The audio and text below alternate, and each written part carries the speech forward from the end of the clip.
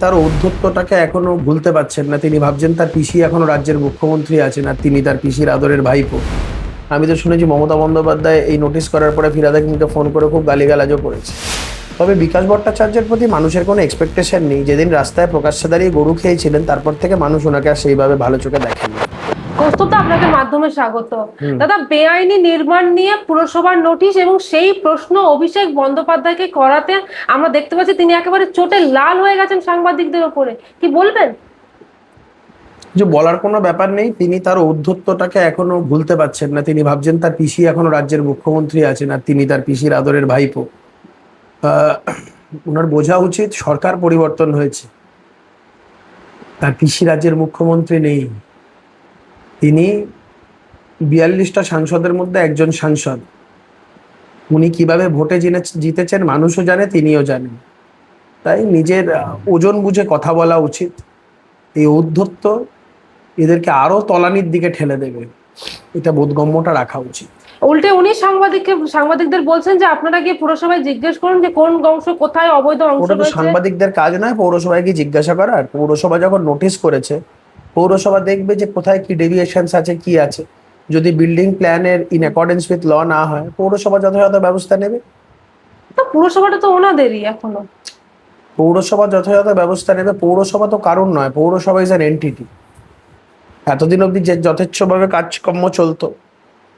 পৌরসভা তো আর 27 সালে নির্বাচন হবে। পৌরসভা তো কারোর ব্যক্তিগত সম্পত্তি নয়, পৌরসভা ইজ অ্যান এন্টিটি। কিন্তু বেশিরভাগ সদস্য তো তৃণমূল কংগ্রেসের পৌরসভা।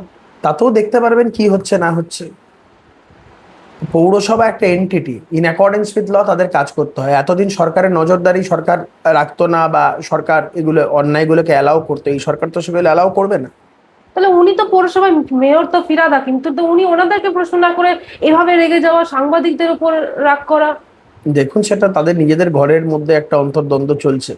আমি তো শুনেছি মমতা বন্দ্যোপাধ্যায় এই নোটিশ করার পরে ফিরহাদ হাকিমকে ফোন করে খুব গালিগালাজও করেছে। তো তারপরে ফিরহাদ হাকিম খুব বিরক্ত হয়েছে। মমতা বন্দ্যোপাধ্যায়ের মুখের উপর নাকি ফিরহাদ হাকিম ফোনও কেটে দিয়েছেন বলে এই ধরনের নিন্দুকেরা বলছে, শোনা যাচ্ছে এই ধরনের ঘটনা। তা এখন কি বিষয় না বিষয়, তাদের পারিবারিক কোন্দল, অন্তর্দলীয় একটা কোন্দল, কি ব্যাপার না ব্যাপার। তাদের দলের লোকেরাই হয়তো অনেকে চায় যে অভিষেক বন্দ্যোপাধ্যায়ের বেআইনি বাড়ি ভেঙে দেওয়া হোক। এটা তাদের পারিবারিক গন্ডগোলের ব্যাপার, এর মধ্যে আমরা ঢুকবো না। দাদা, অন্যদিকে আমরা দেখতে পাচ্ছি আগাম জামিন চেয়ে আদালতের দ্বারস্থ হয়েছেন দেবরাজ এবং অদিতি মুন্সি। সেক্ষেত্রে তাদের আইনজীবী হয়েছেন বিকাশ রঞ্জন ভট্টাচার্য। দেখুন, লয়ার হিসেবে তিনি যার কে খুশি রিপ্রেজেন্ট করতে পারেন, এটা তার ব্যক্তিগত, একান্ত ব্যক্তিগত বিষয়। কিন্তু বিকাশ বাবুর একটা রাজনৈতিক একটা পরিচিতি আছে, একটা রাজনৈতিক দিকও আছে। তার দলের লোকেরা কি এটাতে খুশি, আমি অন্য কিছু নিয়ে বলবো না। তার দলের লোকেরা কি খুশি যে বিকাশ বাবু চোর ছাচরের মামলা দাঁড়াচ্ছেন?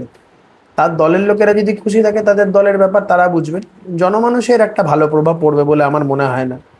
তবে বিকাশ ভট্টাচার্যের প্রতি মানুষের কোনো এক্সপেকটেশন নেই। যেদিন রাস্তায় প্রকাশ্যে দাঁড়িয়ে গরু খেয়েছিলেন তারপর থেকে মানুষ ওনাকে আর সেইভাবে ভালো চোখে দেখেন না। এখন তাদের দলের লোকেরা বুঝবে যে তার এই দাঁড়ানোর পেছনে তাদের কতটা আছে। নাকি মমতা বন্দ্যোপাধ্যায় সবাইকে যেভাবে আহ্বান জানিয়েছিল বামেদের পাশে চাই, এখন বামেরা তাদের বিকাশবাবুকে দিয়ে আক্ষরিক অর্থে ঘুরপথে পাশে দাঁড়াচ্ছেন কিনা, এটা তো সময় বলবে। দাদা, এখানেই তো প্রশ্ন উঠছে, মুখে আদর্শবাদের কথা, মার্ক্সবাদের কথা, কিন্তু মানে মানে পুঁজিবাদ ভেতরে। সম্পূর্ণ রূপে আহ, আমি সব বামপন্থীদের বলবো না, কিছু মেকি বামপন্থী আছে যারা মুখে বড় বড় আদর্শের কথা বললেও তারা কার্যক্ষেত্রে তাদের সেই আদর্শের জায়গাগুলো দেখা যায় না। এই জন্যই আজকে বামেদের এই অবস্থা। বামেদের ভোট তলানিতে ঠেকেছে। বামেদের একটা বড় অংশ আমাদের প্রতি তারা সমর্থন জানিয়েছেন, এবং আগামী দিন এটা আরো হবে। বামেরা যত তৃণমূলের প্রতি তাদের নরম অবস্থান নেবেন, তাদের সে সখ্যতা দেখাবেন, নিজেদের আদর্শগত জায়গা থেকে তাদের একটা সরে আসবেন তারা, তত ওই জিনিস আরো হবে আগামী দিন। ওনার জন্য যারা নিচু তলার কর্মী যারা রয়েছে তারা মার খেয়েছে, তৃণমূলের হাতে অনেকে মারাও গেছে। সেক্ষেত্রে তাদের একজন নেতা, তাদের হয়ে উনি বাঁচাতে। এটা তাদের দলের নেতৃত্ব এবং তাদের দলের কর্মী সমর্থকরা আছে, যারা আছেন তারা বুঝবে। এটা নিয়ে আমাদের মন্তব্য করা ঠিক নয়। তবে খারাপ লাগছে দেখে সিপিএম এর নিচু তলার ধরুন ওই ওই রাজারহাটের যারা সিপিএম এর হয়ে যারা খাটাখাটনি করতো রাজারহাট গোপালপুরে, তারাই যদি এখন দেখে যে তাদের নেতা অদিতি মুন্সির হয়ে, দেবরাজের হয়ে লড়ছে, তো তাদের এটা কতটা ভালো লাগবে না খারাপ লাগবে এটা তো বলার অপেক্ষা রাখে না, তাদের জন্য আমাদের খারাপ লাগছে। মানে সবটাই কি মুখোশ? হাতির দাঁতের মতন, দেখানোর একটা চেবানোর একটা।